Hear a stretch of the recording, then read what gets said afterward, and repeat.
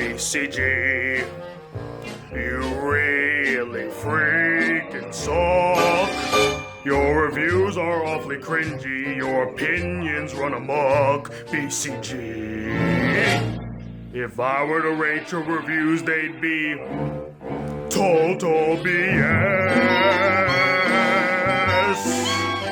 Hey guys, the Black Critic Guy back with, I guess, a new video because technically this isn't a review. Originally, I was planning on reviewing the Grinch, but I thought to myself, if I were to review the Grinch, this is how the review would go. The animation looks nice, the voice acting was solid, the kid characters surprisingly are the best characters in the film, particularly Cindy Lou, who honestly is just a blend of Agnes and Edith from Despicable Me, but she was the most likable character, and the Grinch and Max had the best relationship in the entire film. The Grinch himself is not a good character. He's uninteresting and surprisingly unsympathetic, even though the film goes out of its way to portray him as a sympathetic individual, which has the opposite effect, and that goes for all the other characters as well. They just don't stand out in the film. The story is boring, bland, generic, and by the numbers, with a message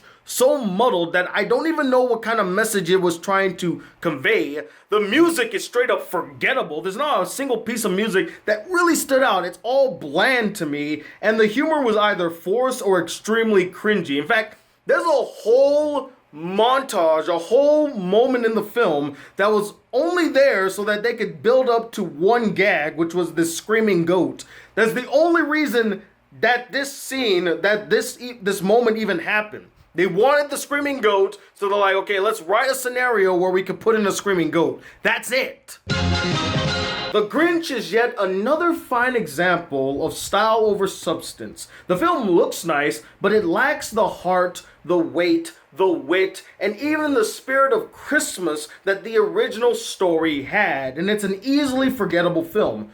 Don't watch it. That is how this video would have turned out had I decided to do a full-length review. But come on, that's boring. We've all seen me do a full-length review, and let's be honest, they do drag on for far too long. So instead, let's do something fun. Let's mix it up a bit. Let me actually discuss the 3 culprits as to why this film failed so epically. The 3 reasons why The Grinch freaking sucks.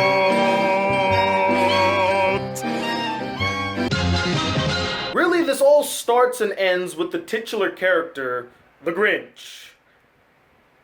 Yeah, there just isn't anything really Grinch-like about this character. Outside of stealing Christmas, throughout the film, there isn't really any evidence to his Grinchiness. He more or less comes off as a jerk, a bully, an asshole. He's kind of like the green version of Groot.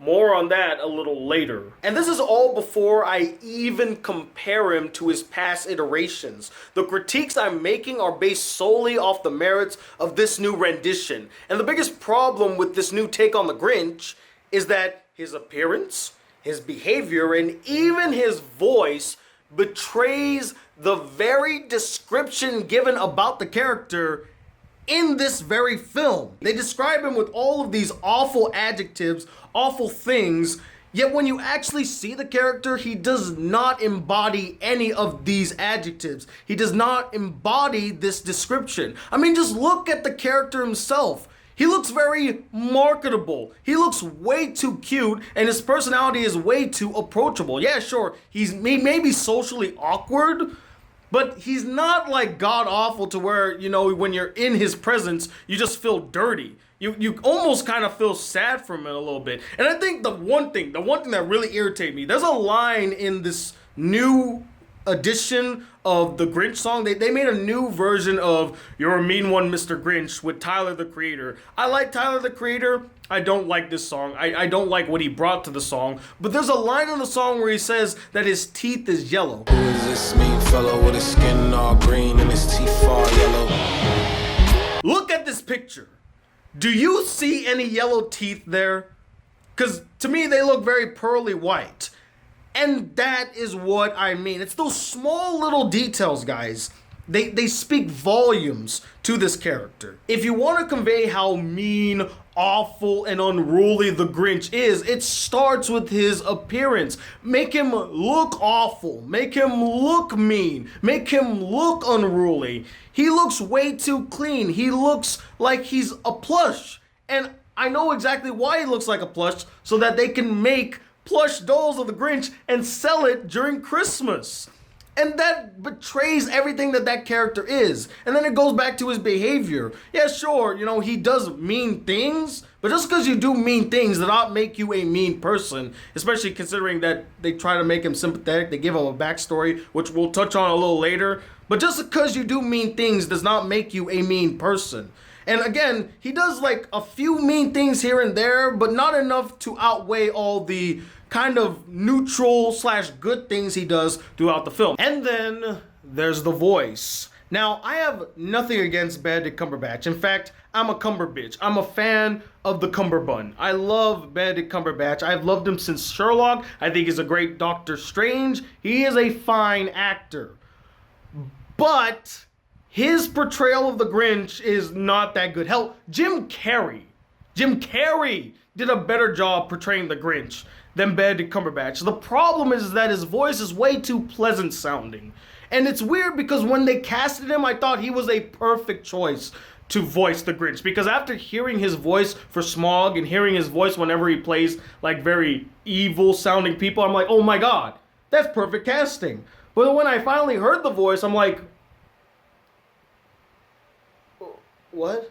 What kind of choice was that? Was that your choice, or was that the direction you were given? Were you told to sound more pleasant? Because we gotta make you sound more appealing to the masses. The voice just didn't work for me. And again, it betrays the very description of the character. When you hear that voice, you don't think, you're a mean one, Mr. Grinch. You think, oh, you're a misunderstood person, Mr. Grinch.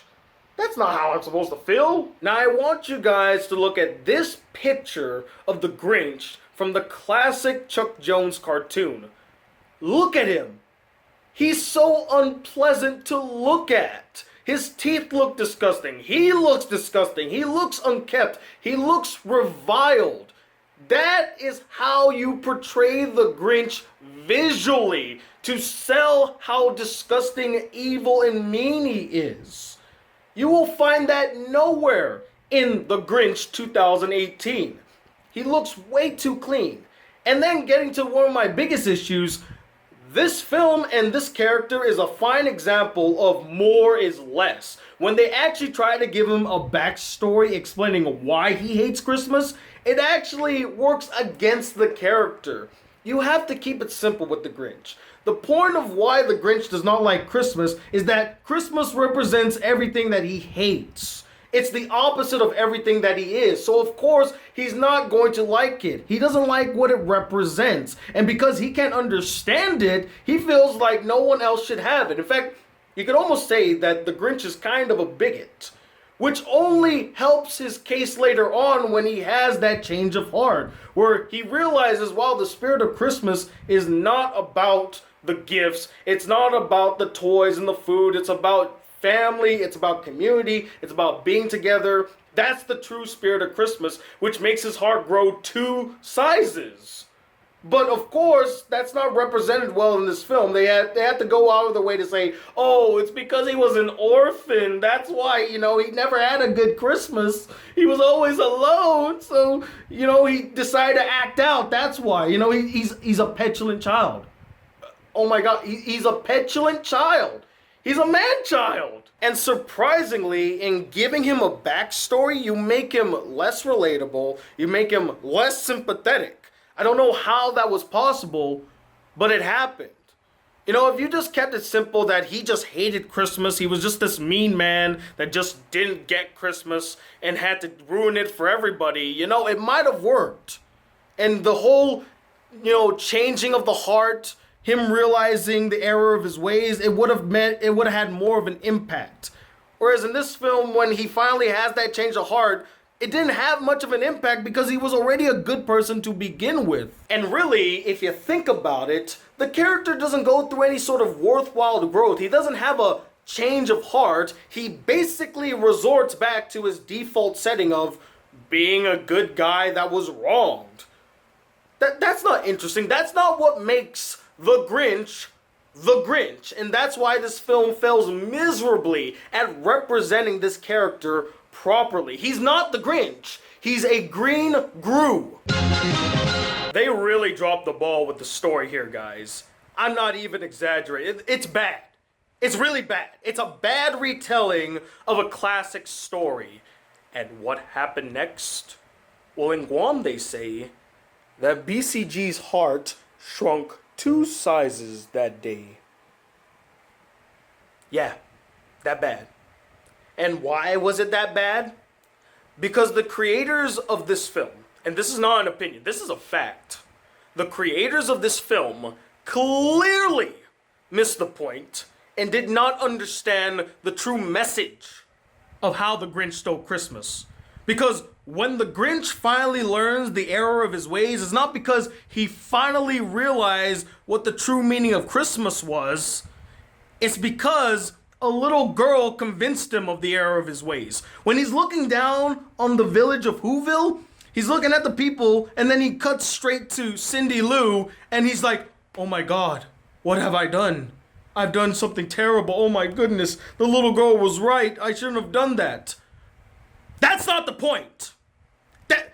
That is not the point. Just listen to me. Just look at me. Look at me real quick. Listen. The message of how the Grinch stole Christmas is that no matter where you are, no matter what you have, as long as you're with your family, your loved ones, or people that care about you, Christmas will still be there. Christmas is not about the materialistic things. It's not about the trees. It's not about the presents. If you were to take all of that away, you can still celebrate Christmas, because really when it comes down to it, Christmas is about family. It's about being with others. And I'll give the film this.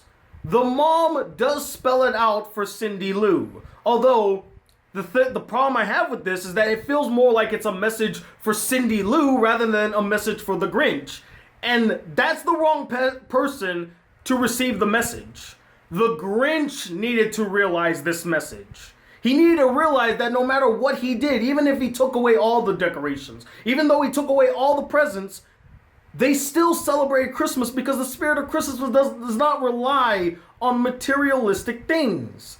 It relies on the people, the company, the friendships, the bonds. And that's when he would realize the error of his ways. That's why it was more effective in the original. But in this film, he was already a good person to begin with, so when he realizes the error of its ways, it doesn't resonate as much because he already was a good person to begin with.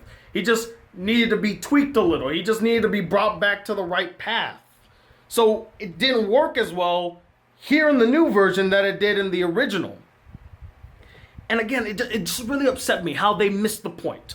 Cindy Lou is not the main character of The Grinch. I mean, it's in the title, guys. The Grinch should have realized this message. And I don't know whether or not this was intentional. Maybe it's just a coincidence and I'm looking way too into it. Or maybe they might have used it as a template when making this film. But the story of The Grinch shares a lot of similarities with the story of Despicable Me. Yeah, sure, both stories have vast differences and takes different approaches with its story, but at its core, they're practically the same film. A mean, surly individual who's basically a loner, had a rough upbringing, a sad past, who feigns being evil, decides to steal something until they meet a young, sweet, innocent, precocious girl, or in Despicable Me's case, 3 of them, who shows them the error of their ways and makes them good. That's basically the core of both stories. I mean, the first act of The Grinch feels like it was ripped straight out of the first few minutes of Despicable Me. You know that scene where Gru is walking around and he's acting despicable to people? That's exactly what happens in The Grinch. He goes into town and he starts acting despicable to people. He throws a snowball at a kid. He throws a guy up into the air. You know, I will say this, Gru does more despicable things than The Grinch does, which I find quite perplexing. But then again, that goes to what I was saying earlier about how the Grinch is not really the Grinch in this film. Hell, I even failed to mention that in both films, each has a pet dog, and each has an annoying, uberly positive neighbor that they just can't stand. So yeah, both of the films have many similarities, and my issue with this is that I didn't want the Grinch film to feel like a Despicable Me film. I wanted it to have its own identity. I wanted it to feel like a Grinch film. But it just doesn't. And the final thing that just ruins this movie, guys, it's the humor.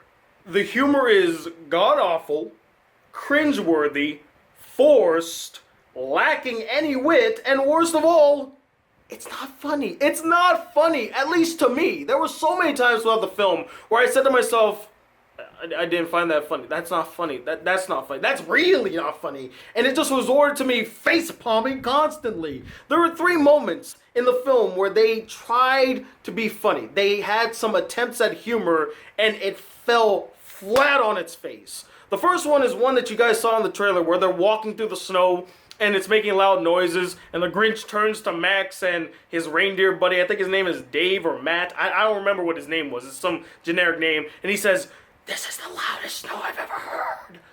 I'll give the film this. It's sort of funny. It's kind of humorous, but not really all that funny.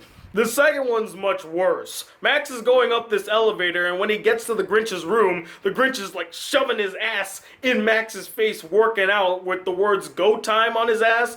I swear, I felt like I was watching Cat in the Hat 2005 for some reason. I felt like I was watching a DreamWorks film. That's something you would find in an early 2000s DreamWorks film. I'm like, what is it doing here in this film in 2018? But the worst one of them all, in my opinion, and it's so dated. That's why it's so bad. It's dated. The Grinch and Max go on a hunt for reindeer. They're looking for reindeer for his sled, and they blow this horn that's supposed to be making the mating call for reindeer. And when they blow the horn, a goat walks up, and he's like, "Oh, hey, little goat," and the goat goes, "Ah! Ah!" Hey, you remember that funny gag? Remember that funny meme from 2012/13? Remember that from 5 years ago? Remember how funny that was 5 years ago? Do you remember? You remember that? Remember the yelling goats? Remember how funny that was 5 years ago? Well, it's back again. Isn't it still funny? Isn't it hilarious? You tell me. And there you have it, ladies and gentlemen, the 3 culprits, the 3 main reasons as to why the Grinch 2018 freaking sucks. But I'm not the end-all be-all opinion when it comes to the Grinch 2018. In fact, I watched this film yesterday with my good friend from work and his 2 kids. Yeah, that's 2, Tony. That's definitely 2. You need to get your eyes checked. His 2 kids, and they quite enjoyed it. No surprise there. But I would love to know your thoughts on the Grinch 2018. Did you enjoy it? Was it everything that you wanted it to be? Do you think it was a refreshing new take, a new spin on the Grinch tale? Or were you like me and found it to be a complete and utter disappointment? Comment below, let me know. I'm halfway through Steins Gate Zero. Hopefully I'll be done with it this week and I can give you guys a review. I did find it interesting that in the first few episodes, it felt like Her, the anime, because Okabe was talking to an AI version of Credis on his phone. And I'm like, oh, it's Her, the anime. Although people told me that it's not really that. And I'm on episode 13, so they kind of dropped that storyline already and they're moving to a new one. So I'm interested to see what direction the story is taking. I'm enjoying it so far. I don't really see why Digibro doesn't like it, but maybe in the second half I might see it. But who knows, maybe we might disagree on this. But do stay tuned, I'll be making that review coming soon. And as always, guys, if you'd like to see more videos on this channel, be part of the Black Critic Crew, please hit the subscribe button below. Like this video if you really enjoyed it. Click the link in the description to go to my Discord, where I'm on every day talking to you guys. And also, if you'd like to send me any fan letters, send it to this PO box right up here. And as always, guys, I'm Tony Wiley II, the mean one. BCG. Until then, peace, YouTube.